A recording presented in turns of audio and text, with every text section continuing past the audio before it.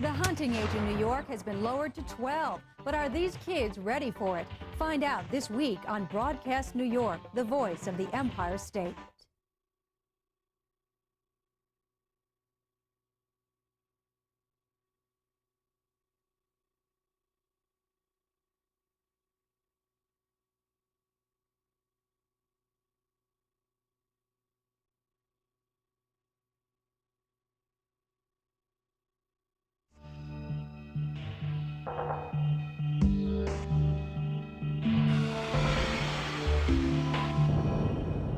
I'm Beth Tornatore, and this is Broadcast New York, the voice of the Empire State. On this week's program, towns building their bankrolls on the profitable Salmon River. Come on, don't swim no more. Come on, you're through. Get the net. But these people may not be cheering much longer. New York State says the fish come first and won't allow them to be caught with cruelty. Is that people don't want to come here because there's so much snagging and ripping of fish going on. And if they do away with snagging, my only question is what are they going to do with all the fish? Because they're going to have a lot of dead fish. If New York bans a popular form of fishing, towns might be crying all the way to the bank. That's our lead story this week.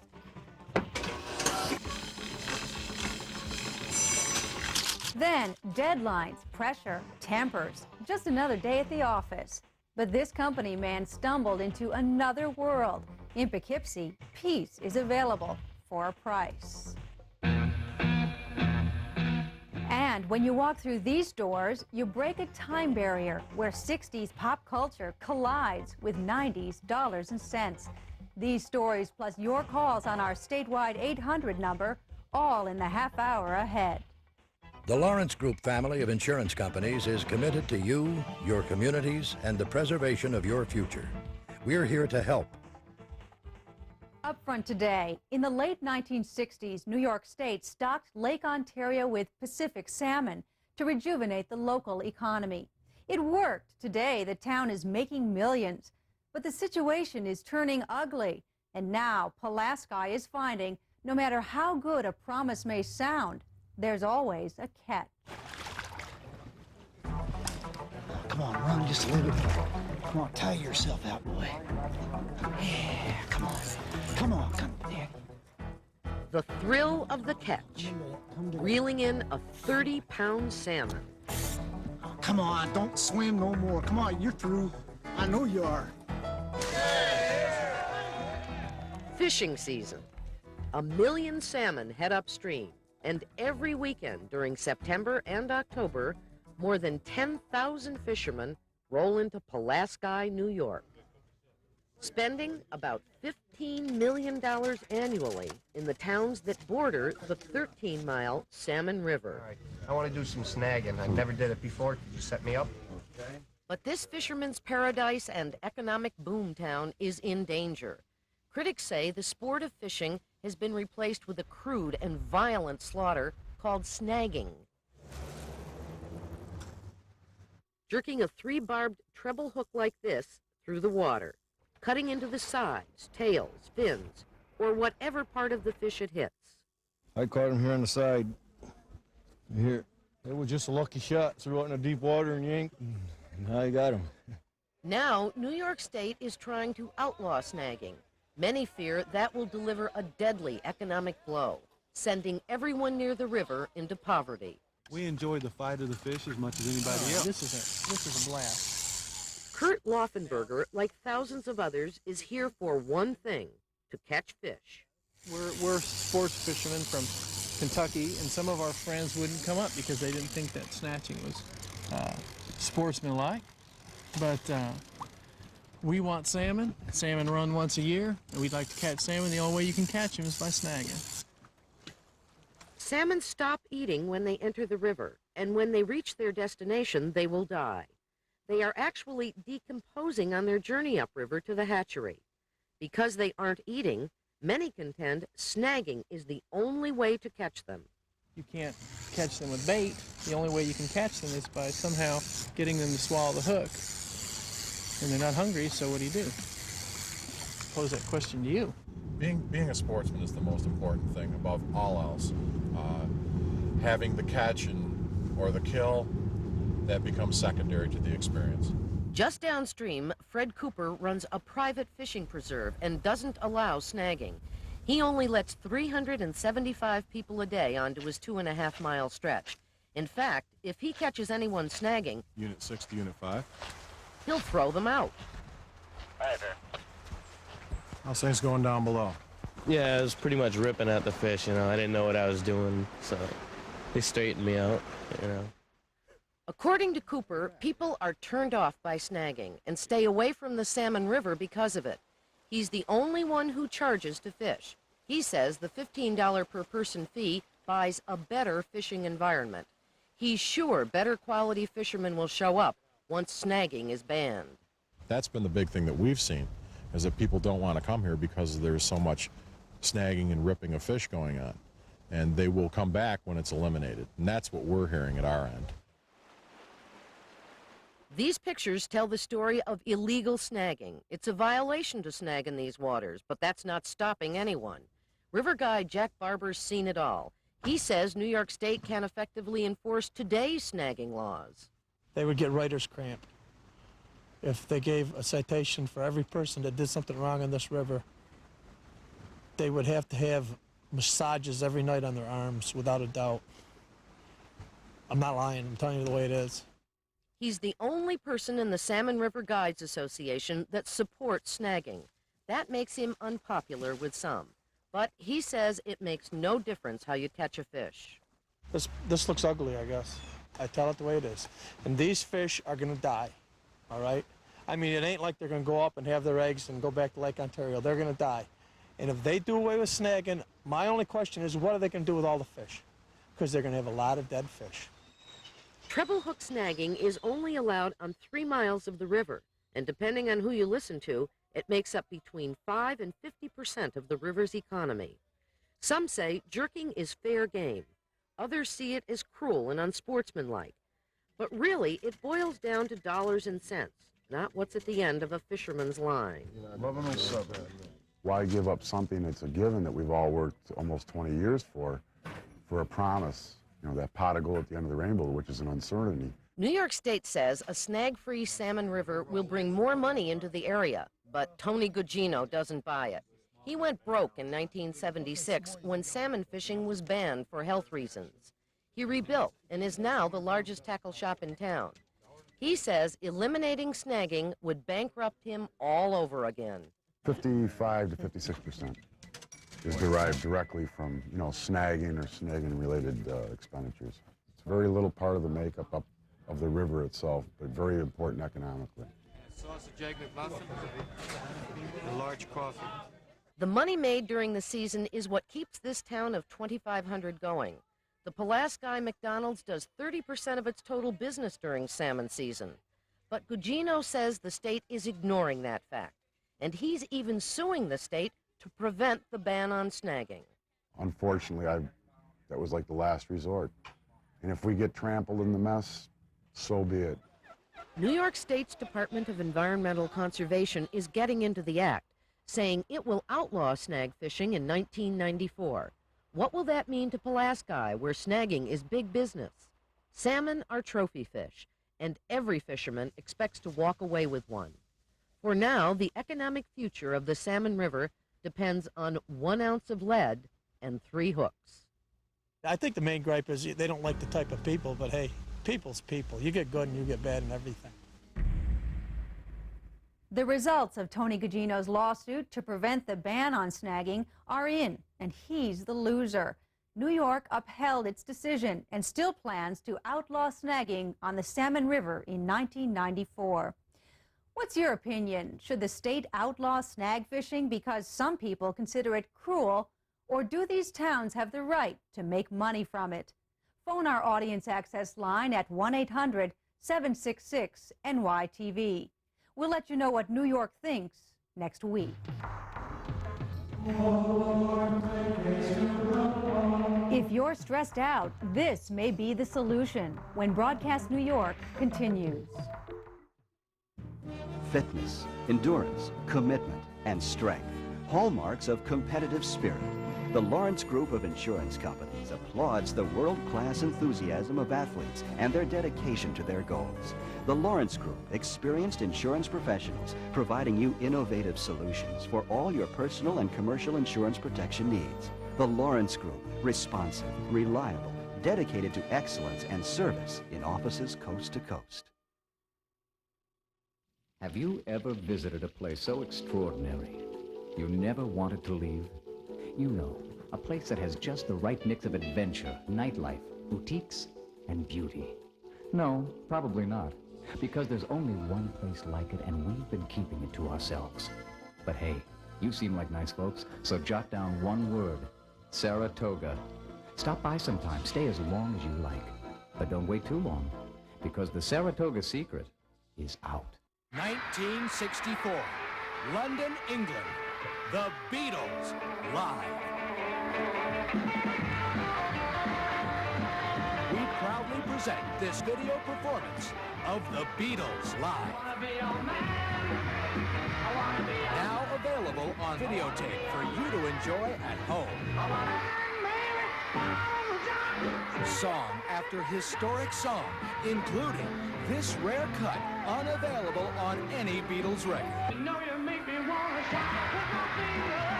All this on VHS or Beta for only $16.95. Order now. Use your credit card and call 1-800-453-6100 to order your copy of The Beatles Live. Don't miss this special television offer. That number again is 1-800-453-6100. Order now for The Beatles Live. 1-800-453-6100.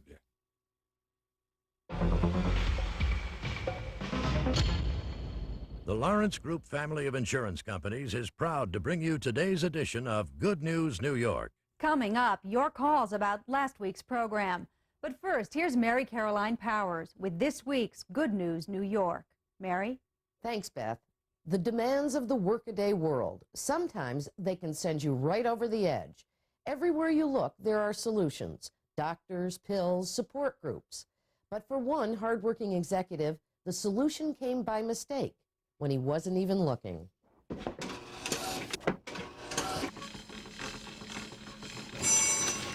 It's Friday afternoon in Kingston, but at a company called Medrex, the pace hasn't slowed down. You want to be able to meet their schedule? Yes. Hospitals in 4 states depend on Medrex to turn mountains of x-rays and files into permanent microfilm records and return them fast.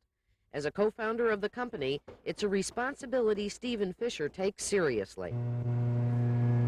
Ken, this job is really a problem. The customers have been talking to us. We're 2 weeks late, 2 weeks behind schedule, and I wonder if there's anything you're doing to authorize overtime for it. It's rewarding, but it's very stressful, and it is because we realize the importance of the work that we're doing. These are patient records. These are not, dead pieces of paper. But Stephen paid a price for that dedication. Years of running the gauntlet from one deadline to another took their toll. 5 years ago, at a point he describes as confusion and disrepair, he turned down a road that would change his life forever. I had not prearranged it in my mind at all. Something said, turn in there. Just go down that road. That road led to Holy Cross Monastery, a grand mansion sitting high above the Hudson on 26 acres of heaven. Hi, Dominic. Hi, Stephen. Good to see you. Good to be here. How have you been? Tired. Well, that happens. Yeah. One of my employees said to me today, "You look tired." And I said, "How dare you accuse me of being tired when I'm exhausted?" Stephen is among thousands of Type A executives and stressed out souls who found refuge from the storm of everyday life at a monastery. Around the globe, places like Holy Cross are opening their once private doors to the outside world.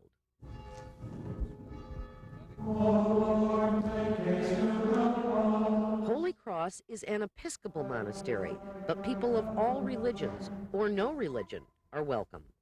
Some come seeking answers, some come to celebrate good fortune, but many come seeking the silence. There's only one universal rule here: everyone must honor the great silence. From 9 p.m. to 8:15 a.m., no words are spoken. The ultimate goal? Peace of mind.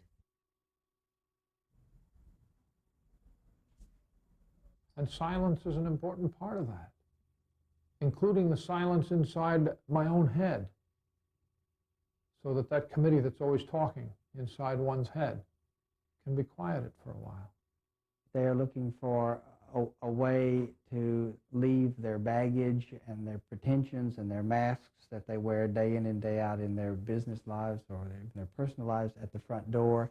Brother Timothy is the prior here. The spiritual is his main concern, but he's not above taking care of everyday tasks to keep the guest house running. Beyond that, 10 full-time monks tend to sustenance for the body as well as the soul. The strength to resolve my own problems in a positive fashion came from here. For Stephen, Holy Cross has been a welcome journey, one that forced him to face his fears and find the one thing that always seemed to elude him. Peace. One word, peace. The monastery tells us that $60 per night includes 3 meals, a single bed, and a shared bath. Stephen Fisher also gave us this tip. The monastery tends to be crowded on the weekends. So, for those in search of serious relaxation, you'd better try to get a couple of days off during the week. Beth? Thanks, Mary. And now on our audience access line. Last week's lead story on the new schools of self-defense that encourage women to fight back with a vengeance brought in a number of heated phone calls. Only 6% of you say these courses are just too violent and could do more harm than good. But 94% believe women should do whatever it takes, even if it means killing an attacker. Here's a sample. I think that a woman should kill anybody who tries to hurt her in any way, physically. I fully support women striking back or even crippling an assailant. We are living in a godless, no-conscience society. Women, by damn, should be able to defend themselves. And Michael O'Reilly sparked furious reactions when he suggested there was nothing wrong with Judge Clarence Thomas asking Anita Hill out for a date. You were split right down the middle on this one. Half of you agree with Michael, saying boys will be boys. The rest of you feel strongly that Michael was way off base on this one. I'm calling from Buffalo, New York, home of the AFC champion Buffalo Bills, and I think Mr. Riley is 100% correct in his assertions. If that gentleman thinks that men are getting the short end of the stick, I would politely like to tell him where he could put the stick. The neo-feminist pendulum is swung too far to the right. You can't ignore the hormonal differences between men and women. It just ain't natural. We'd like to hear what you think about today's program, so give us a call. The 60s meet the 90s head on when Broadcast New York returns. Discover The Living Planet. Now, this award-winning public television documentary about life on Earth is an exclusive home video collection from the BBC and Time Life Video. Join host David Attenborough, the acclaimed and colorful anthropologist, as he explores life in 63 countries on every continent. We will go from high altitudes to low, from the poles to the equator. Begin your adventure in the jungle, where you'll discover curious creatures in a mysterious world that time forgot. Explore the jungle for just $9.99. Then investigate other complex regions of the living planet. Call now and get the jungle for just $9.99. To order your Living Planet, call 1-800-252-6500. That's 1-800-252-6500, or send $9.99 plus $3.23 shipping and handling to Living Planet, Department 129, Box 1322, Buffalo, New York 14205.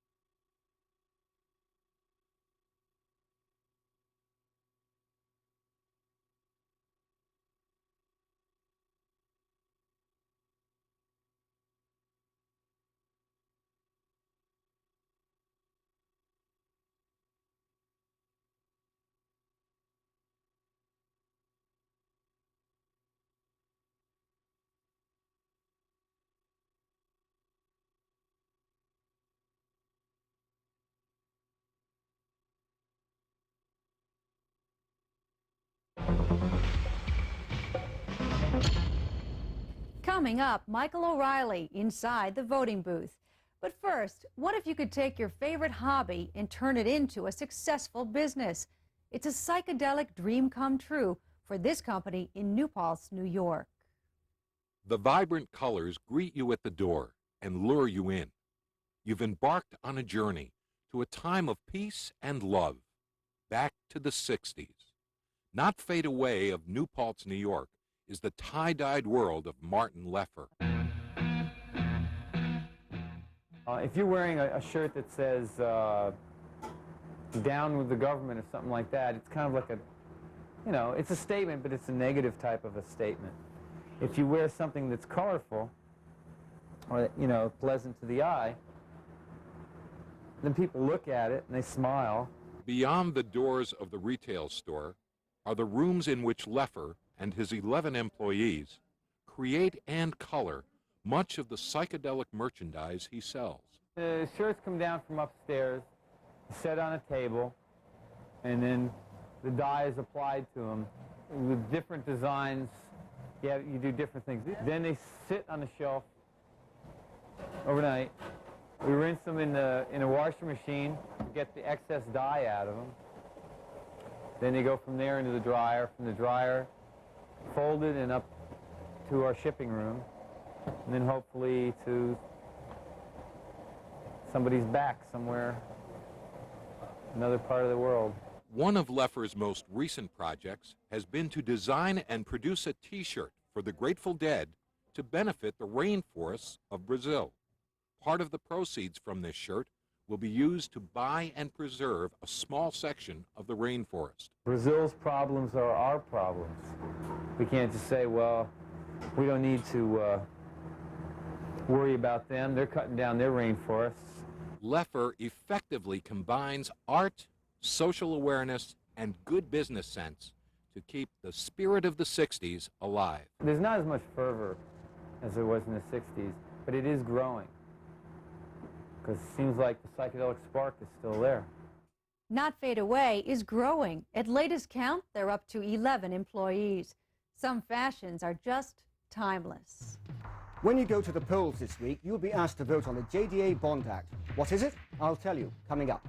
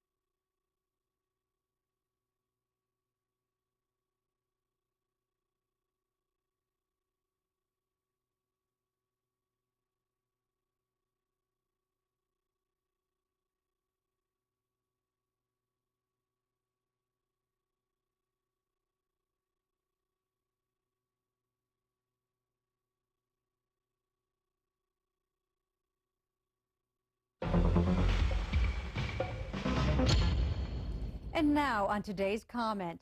We've been asked to vote on all kinds of propositions over the years, but when you head into the voting booth, do you ever really understand what these things mean? In the way of an explanation, here's what Michael O'Reilly thinks of the JDA Bond Act. Last year, as many of us exercise our right to vote, we voted down the Environmental Bond Act. Now, I'm not going to take any time debating whether that was a good idea or not, because that's old news. With Election Day around the corner, now there's a new act you'll be asked to vote on. And you're probably wondering, is the JDA Bond Act just another way to get into our pockets? Surprisingly, it's not. In fact, from what I've learned, the Job Development Authority is just the kind of government agency worth supporting. It's actually a bank that lends money to businesses in order to create more jobs, more tax dollars, and other benefits for New York State. And it works. The Act would raise JDA's bonding limit from $600 million to $900 million. It's an investment we'll see a return on, I guarantee it. So I say, when you walk into the voting booth this Tuesday, don't take out your frustrations on the JDA bonds. Vote yes for jobs, because God knows New York needs them. That's my opinion, and you can let New York know yours when you vote, which I certainly hope you plan to do. I'm Michael O'Reilly, and I'll see you at the voting booth. If you'd like to respond to Michael O'Reilly, call our audience access line at 1-800-766-NYTV. Now here's a look at next week's edition of Broadcast New York. This is really easy. You really didn't have to read the book to take it. It's test time for these 6th and 7th graders. Yes! But the questions on this test are about how to carry a loaded gun. Critics are up in arms over 12-year-olds with deadly weapons. Why has the hunting age been lowered to 12? And are these kids really ready for it? That's our lead story next week. Melts at 600-700 degrees temperature. And a company that's capitalizing on our nostalgia for neon. They're taking the bright lights all the way to the bank. Finally, what if your doctor had the AIDS virus? Should your MD be required by law to tell you? It's one of the most controversial issues New York faces today. Michael O'Reilly will tell you what he thinks. That's all the time we have for today's program. We'll see you same time, same place next week for Broadcast New York, the voice of the Empire State. The Lawrence Group family of insurance companies is committed to you, your communities, and the preservation of your future. We're here to help.